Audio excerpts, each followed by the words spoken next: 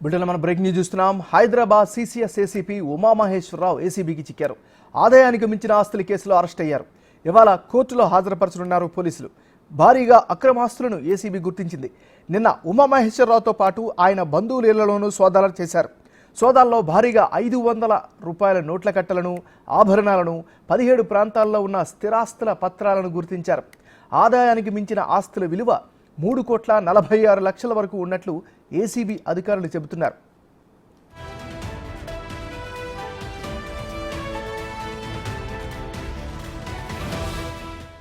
మొత్తం 37 లక్షల నగదు, 60 తులాల బంగారు ఆభరణాలు, హైదరాబాద్ శివార్లు సహా 2 తెలుగు రాష్ట్రాల్లోని 17 ప్రాంతాల్లో ఉన్న స్థిరాస్తుల పత్రాలను స్వాధీనం చేసుకున్నారు.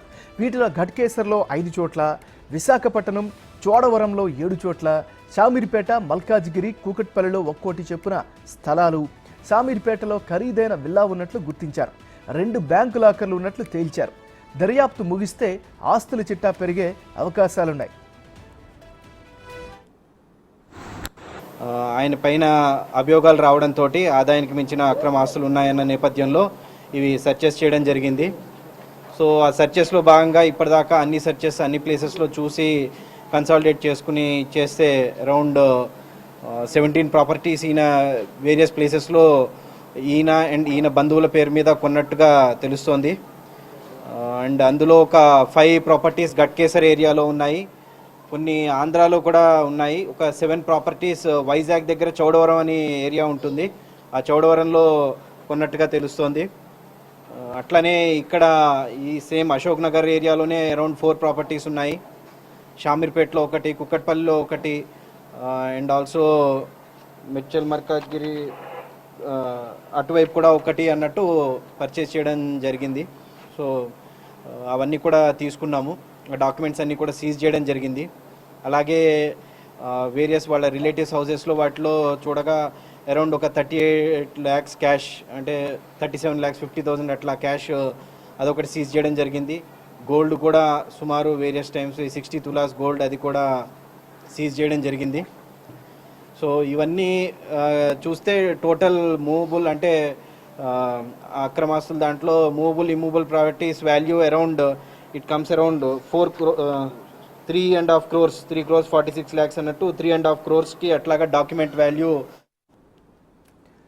సాహితీ ఇన్ఫ్రా కేసులో డబ్బులు డిమాండ్ చేసినట్లు ఆరోపణలు ఉన్నాయి. భారీగా ముడుపులు తీసుకొని బాధితులను బెదిరించారు అనే విమర్శలు వస్తున్నాయి.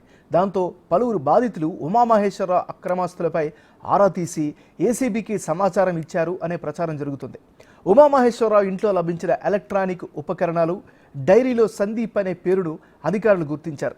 అతనితో కలిసి ఉమామహేశ్వరరావు వ్యాపార, స్థిరాస్తి లావాదేవీల్లో పెట్టుబడులు పెట్టి ఉంటారు అనే అనుమానాలు వ్యక్తమవుతున్నాయి. పేరు వచ్చింది కేవలం ఎస్పీ అని అదే అని కాదు, పేరు కేవలం అలా వచ్చింది. ఆ పేరు ఎవరిది ఏంటి అనేది డీటెయిల్స్ ఫర్దర్ చూడాలి. ఆ డీటెయిల్స్ చెప్పలేదు, దానికి మాకు సహకారం అందించలేదు ఈయన. సో అందుకని తదుపరి పోలీస్ కస్టడీలో వాటిలో మేము అది కనుక్కుని పేరు కూడా ఇది చేసి అది ఇన్వెస్ట్మెంట్ చేశారంటున్నారు. ఆ ఇన్వెస్ట్మెంట్ ఫర్మ్తో కూడా మాట్లాడి అందులో అటువంటి ఇన్వెస్ట్మెంట్ అయిందా, ఆ పర్సన్ ఎవరైతే ఉన్నారో ఆ పర్సన్ చేశారా లేదా అన్ని వెరిఫై.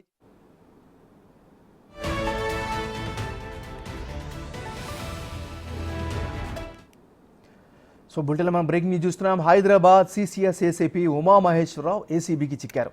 ఆదాయానికి మించిన ఆస్తుల కేసులో అరెస్ట్ చేశారు. ఇక ఇదే అంశానికి సంబంధించి మరింత తాజా సమాచారాన్ని మా రిపోర్టర్ రానా లైవ్లో అందిస్తారు. రానా, చెప్పండి, సమాచారం పక్కా సమాచారంతో దాడి చేసి ఆయన్ని అరెస్ట్ చేసినట్టుగా తెలుస్తుంది. నెక్స్ట్ ఏం జరుగుతుంది, మీ దగ్గర ఉన్న అప్డేట్స్ ఏంటి? ఎగ్జాక్ట్ నెలకు ముందే ఉమామహేశ్వరరావు పైన ఈ ఆరోపణలు వచ్చాయి, ఏసీబీకి ఫిర్యాదులు కూడా వచ్చాయి. 1 నెల నుంచి కూడా ఆయన పైన పూర్తిస్థాయి అబ్జర్వేషన్ పెట్టిన తర్వాత డైరెక్ట్ నిన్న రైడ్ చేసినటువంటి నేపథ్యం, ఈ రైడ్లో వాళ్ళే విస్తుపోయే మొత్తం ప్రాపర్టీస్ని చూసిన తర్వాత వాళ్ళకి కళ్ళు బయర్లుగా అమ్మాయి. ఎందుకంటే గతంలో మనం చూసాం, హెచ్ఎండిఏ మాజీ డైరెక్టర్ శివబాలకృష్ణ ఏదైతే అక్రమ కేసులో పూర్తి స్థాయిలో 100 కోట్ల రూపాయలు సాధించారు. ఈయన కూడా అట్లనే మొత్తం సంపాదించినట్టుగా పోలీసులు విచారణలో తెలియబట్టిన నేపథ్యం కాబట్టి ఇప్పుడు దొరికింది కేవలం గోరంత మాత్రమే. ఇంకా విచారణలో దొరికితే మాత్రం చాలా వరకు కూడా ఉండే అవకాశం ఉంది, చాలా దూరంగా వెళ్ళే అవకాశం ఉంది.